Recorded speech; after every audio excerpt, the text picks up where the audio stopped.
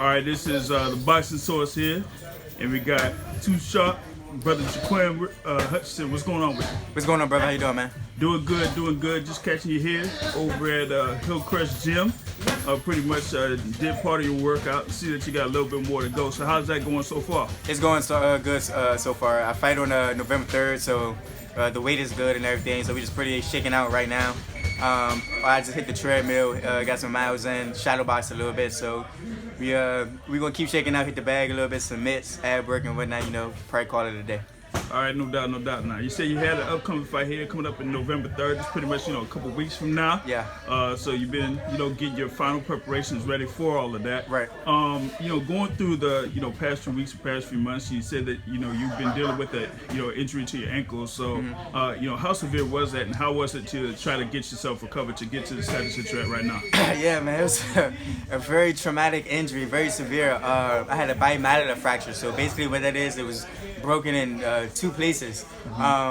So I had a plate and the screws on the outside of my ankle, and I got a rod on the inside of my ankle that pretty much held it together, and it was around the fibula bone, so that's the smaller bone on the outside of it. So it was a long road to recovery with resting it, icing it, physical therapy, rehab, and then getting back. So I'm back now. Posting some videos on my page, my Instagram page, of me getting back. And it definitely wasn't easy, but it's hard work. They say anything that's worth having is not easy. So we definitely put some hard work in. Yeah, no doubt, no doubt. Yeah, so you got that Too Sharp J on Instagram right there, so you can follow his trail and things like that. So, also, before you had this whole thing with the ankle and getting back to where you're at right now, you recently had a high achievement over at the Morgan State University. Would you like to touch on that a little bit? Yes, sir. I graduated college 4 years. I went in the fall of 2014. I graduated spring of 2018. I majored in philosophy. It was a pretty big deal. I think I was the first. I got six siblings, and the 7 of us all together. So I graduated. I was the first boy to graduate college, so that was pretty big for my family and whatnot. And I was doing that while still training, so I was driving back and forth, and I was in class and whatnot. So that helps you with boxing as well, because you just gotta stay mentally prepared for anything. Sitting in traffic and going back and forth and then just studying. College is definitely not easy, and then graduate, that's a pretty big achievement, high achievement. Yeah, and going through that full-time schedule in college and then, balancing that out with, training in boxing, so that, kind of like put a lot onto you. So it was like, focusing on, academics and then focusing on boxing pretty much through those 4 years, and you were able to make that happen and make that achievement. Yeah. Now, coming up for this fight that you have coming up on November 3rd, what are you looking to do in that particular fight as far as like working on your overall abilities and whatnot? Well, I'm just working on continue getting back and getting my time, and I got some good sparring going on. I'm seeing so many different styles, whether you're taller than me, about the same height, maybe a little bit shorter, southpaw, orthodox. So I'm not sure who I'm fighting. My trainer, Ernesto Rodriguez, he set it up, and he said it's somebody from their gym up in Baltimore.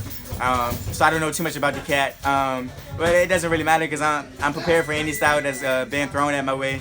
I want to work on getting my timing back. You know what I mean? Because being out for so long because of the injury, and I just was able to watch, and I couldn't really do it. But now that I'm back into it, and I'm back in camp, training camp 4 mode, just working on getting my timing, being sharp, make sure my jab is precise, and then just land combos and keep it going, and prepare to end the amateur and go into the pro ranks.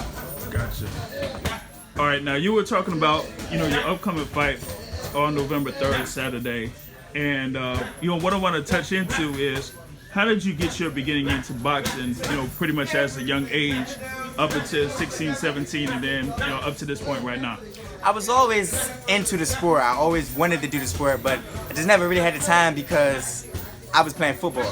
So I did football, and in the off-season of football, I did track. So I was always busy in the sport, and up in my school at Morgan State, I ran track up there as well. So I was always busy doing other sports. So when I graduated high school at 17, turning 18, I said, well, I'm not in school anymore, probably won't be playing too much football anymore.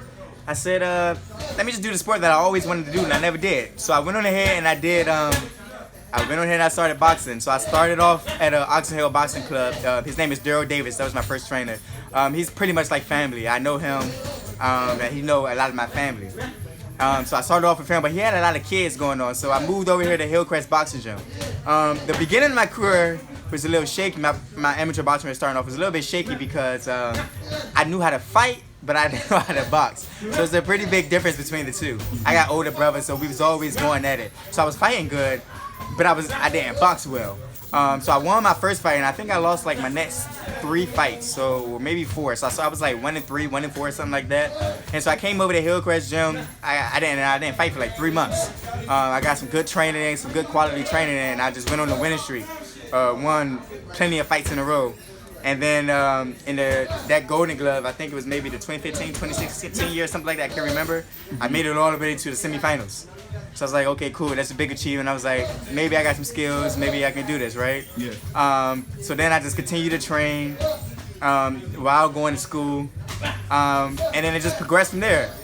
Recently, last year, October of 2017, I went down to Tennessee to fight in a USA boxing tournament. It's the Eastern qualifier, and I made it to the quarterfinals. And that got me a high ranking. So I'm currently ranked 16th in the whole U.S.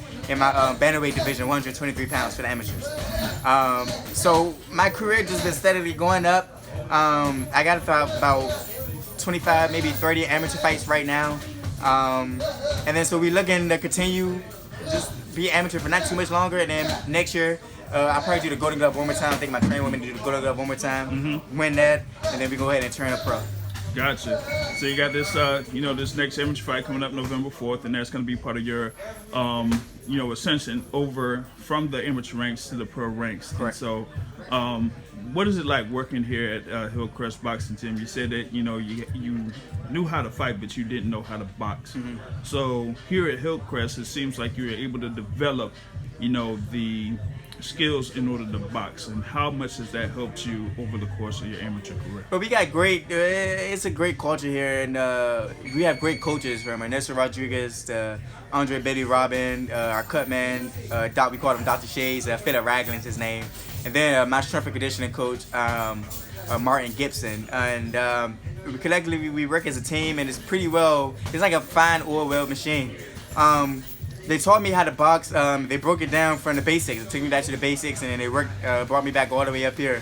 And I trained next to a unified champ, super welterweight, Swift Jared Hurd, at 154 pounds. And what more motivation do I need? Training next to him. I train next to him about 6 days a week, whether we're here in the boxing gym, whether we're running outside, whether we're going to strength and conditioning together. So I'm like seeing him. And I'm self-motivated, so I don't need extra motivation. But training next to him, that's just like an extra boost, you know what I mean? Like, you can't get too much better than that. And me being an amateur, with training underneath the same coaches that he's training and getting the same program that he's in, it can't get no better than that, man. And I'm in a good spot right now, and I'm just ready to take off. Gotcha. So there you go. You got 2 Sharp J right here, ready to take off his amateur career, and then soon become a professional boxer later on down the line. Thanks a lot for that, brother. Thanks for having me. All right.